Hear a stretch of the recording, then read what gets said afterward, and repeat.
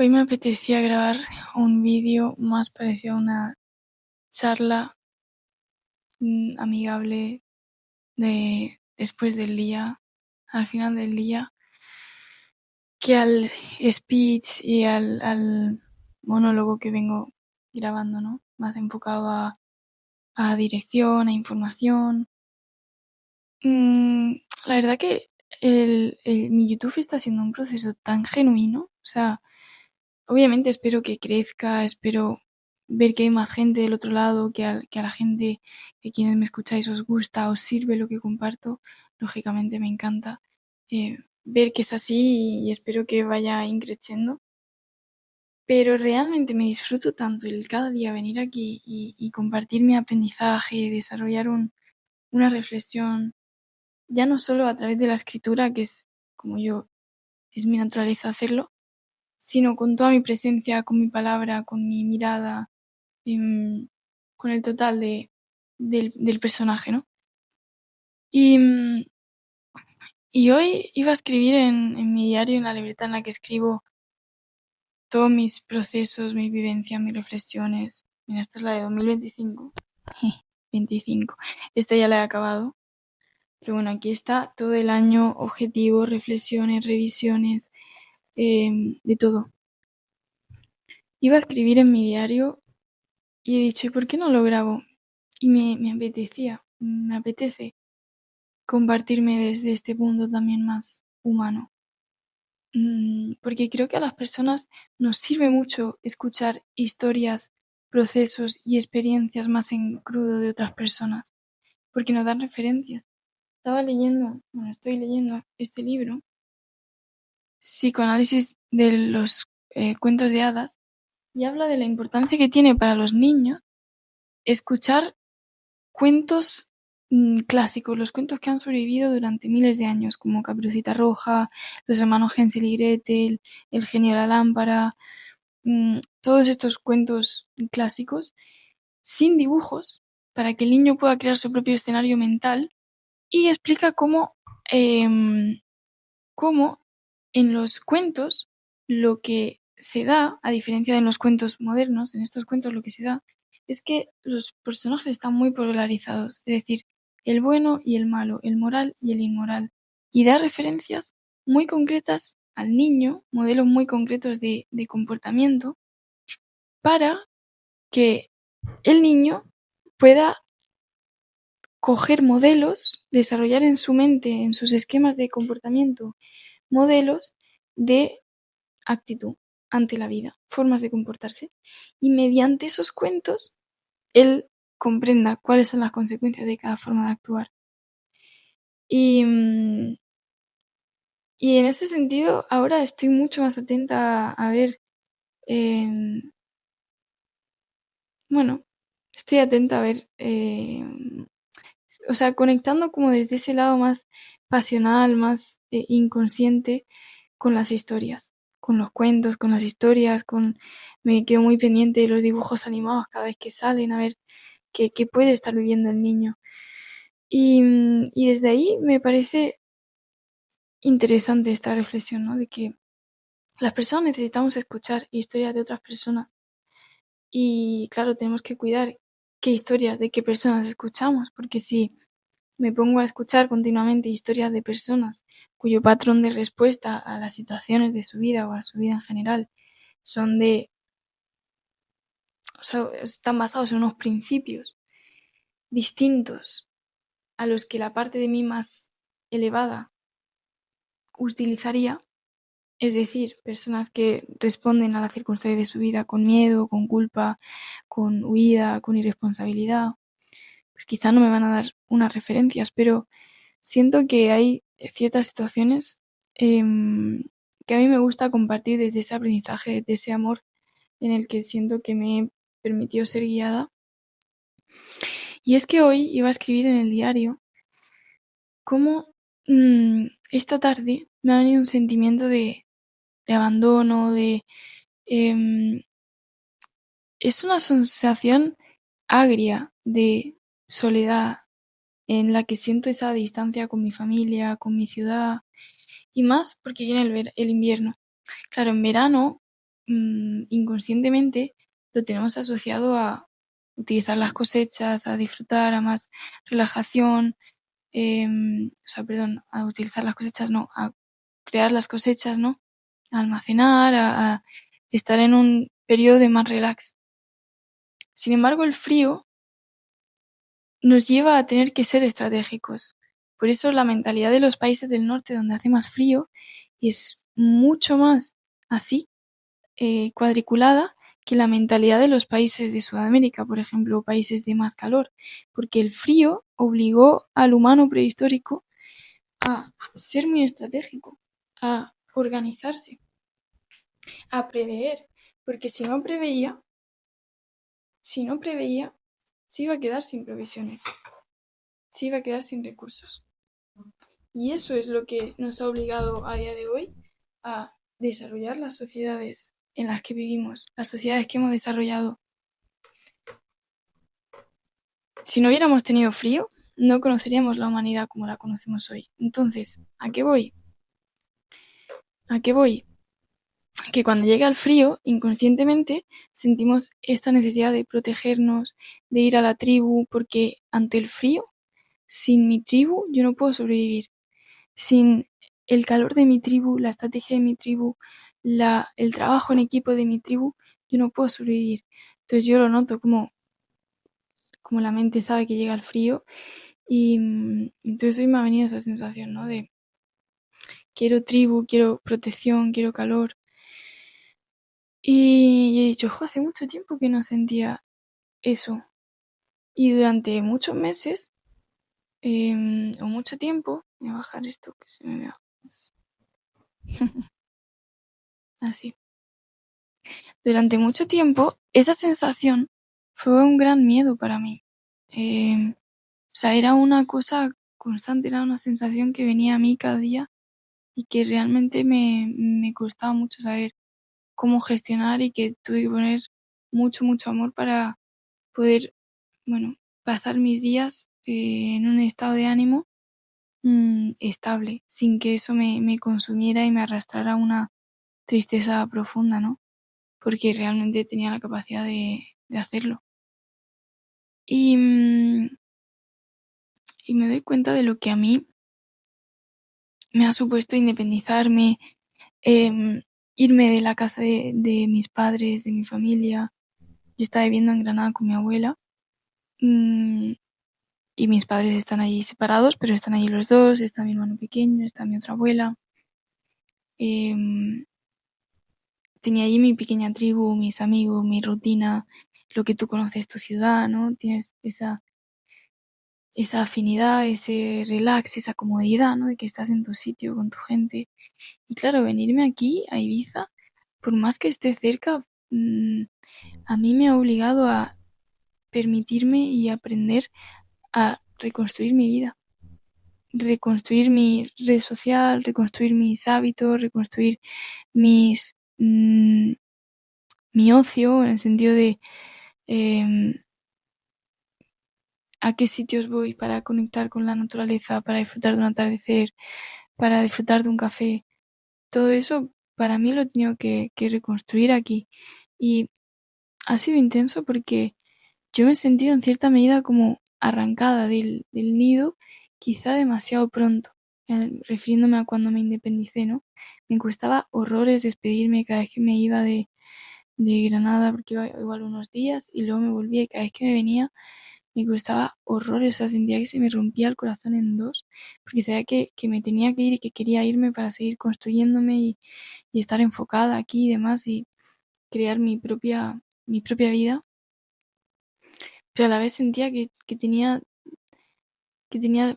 cosas por hacer, que tenía tanto amor por llenar allí en mi ciudad con mi familia. Y tengo un amigo mm, del que aprendo muchísimo, que se iba a hacer un viaje de mochilero por toda Europa caminando de mochilero. Y claro, iban a ser años de viaje. Y yo le pregunté, oye, ¿no te, mm, ¿no te da miedo irte? ¿No te da pena irte tanto tiempo, despedirte de tu familia para tanto tiempo? Y me sorprendió mucho lo que me respondió y me enseñó mucho lo que me respondió.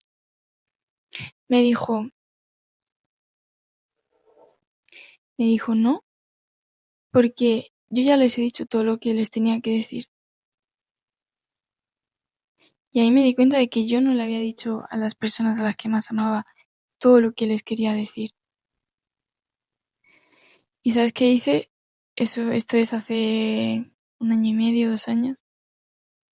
Antes de irme le escribí a cada miembro de mi familia, o sea, a mis 2 abuelas, mi padre y mi madre, y mi hermano, porque mi otro abuelo falleció, en paz descanse, y el otro abuelo vive en Francia. Em, y a ellos les escribí una carta con lo que yo pensaba, si me muriera mañana, que ellos sí o sí querría que ellos supieran. Y eso se lo escribí en una carta y le regalé una velita a cada uno.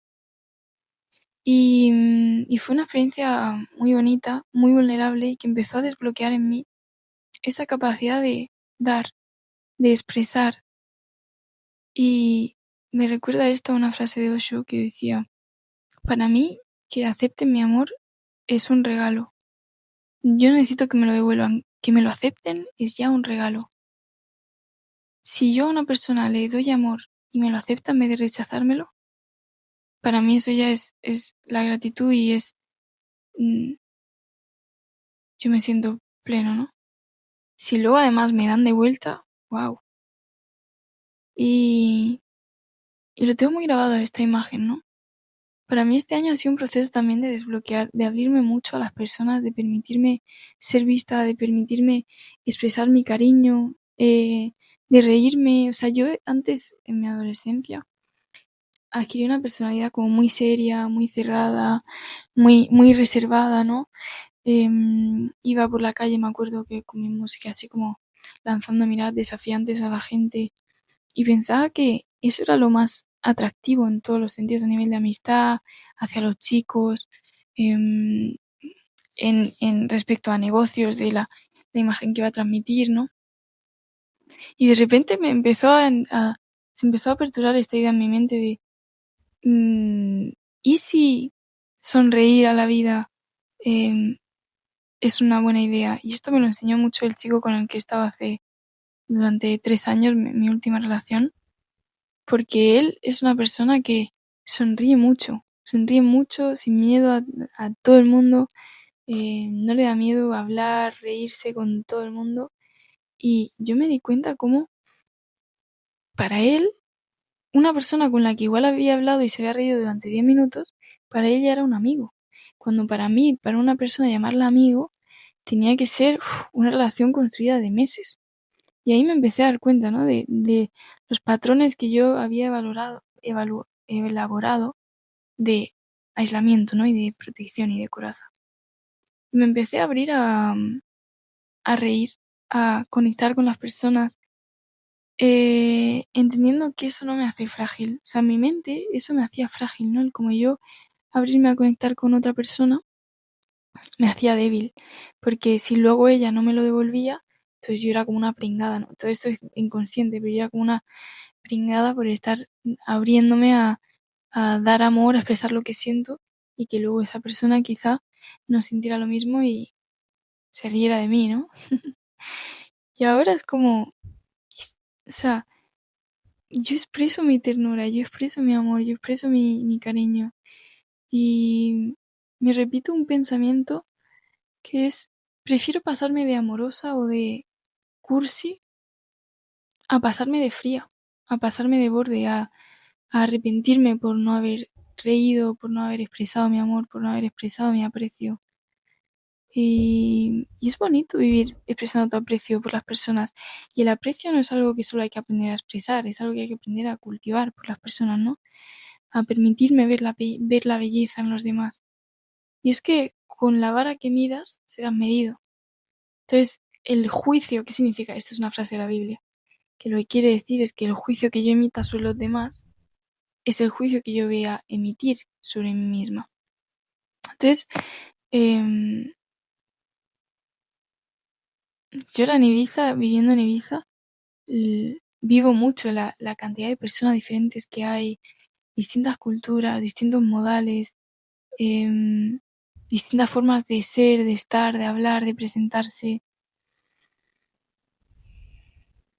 distintos estándares de educación, de lo que es llegar a un sitio y ser educado, conocer a alguien y ser educado, o recibir a alguien en tu casa y ser educado, o sea, muchas formas de hacer esto acordes a la cultura, al nivel socioeconómico, demás. Y, y bueno, la diversidad humana nos enseña la diversidad que hay en nosotros mismos. Y la medida en que nos abrimos a ver inocencia en toda esa diversidad humana, es la medida en que nos permitimos a nosotros expresar nuestra diversidad, desde nuestra espontaneidad, desde lo que realmente somos en cada momento. Y eso va variando, va fluctuando. Pero es muy bello, hay que ser muy valiente a la vez, yo es algo que sigo cultivando y quiero seguir cultivando. Vivir más genuinamente, sin poner quizá tantas etiquetas a las relaciones, ¿no? De este es mi amigo, este es tal, este el cual, es como, yo amo la vida y en consecuencia amo a las personas. Y no quiero decir ahora como relación abierta o sexo con todo el mundo, no me refiero a eso. Me refiero más a un sentido de permitirme conectar con las personas que me cruzo. Permitirme tener una conversación donde, wow, cuéntame qué haces y de dónde eres y cómo lo has vivido y qué te gusta, qué te apasiona y eso que haces te gusta o te gustaría hacer otra cosa. Genuinamente mirando a los ojos desde reconozco mi humanidad en ti, reconozco mi imperfección, reconozco mis procesos en ti, me veo en ti, te veo en mí. Y, y quiero cerrar con una frase de un curso de milagros o un concepto de un curso de milagros que dice cuando tú sientes que te falta algo es porque no estás dando ese algo. Y yo esto me lo repetía mucho en estos periodos en los que sentía esa herida de abandono, de soledad, de no tener ni un amigo aquí en Ibiza, eh, de no poder hacer ni un plan porque no conocía a nadie a quien poder decirle, oye, un plan, o nadie con que yo diga, resueno para hacer eso, ¿no? Y me repetía esto, el amor que te falta es el amor que no estás dando. Y en vez de esperar a que el amor llegue a mí, la actitud que he creado es la capacidad de llevar, dar ese amor, dar ese amor, porque cuando lo doy yo lo estoy experimentando. Y lo estoy experimentando desde la proactividad, desde el reconocimiento de que yo soy capaz, de que yo puedo dar todo ese amor, toda esa conexión. No se trata de esperar a que la vida me dé esa conexión, ese amor. Se trata de yo decidir vivirla. Y esto se hace en gran medida perdonando. Perdono a las personas que en mi infancia yo asocié a ese abandono. Los perdono, los amo en su infancia, en su proceso, en su historia, en su inocencia. Porque la inocencia que veo en el otro es la inocencia que voy a poder ver en mí. Me ha gustado grabar este vídeo así. Mira, se me ha abierto una nueva como ventana, ¿no? Una forma mucho más relajada, menos estratégica, digamos, o menos estructurada en mi mente de transmitir una idea, sino más desde mis carnes, desde lo que yo he vivido, desde ese proceso. Si has llegado hasta aquí, te agradezco que me dejes un feedback, qué te ha parecido esta forma de compartir. Y mañana veremos qué sale en el vídeo de YouTube de mañana. Gracias por estar ahí, espero que esta historia te haya resonado de alguna manera y te haya inspirado de alguna manera.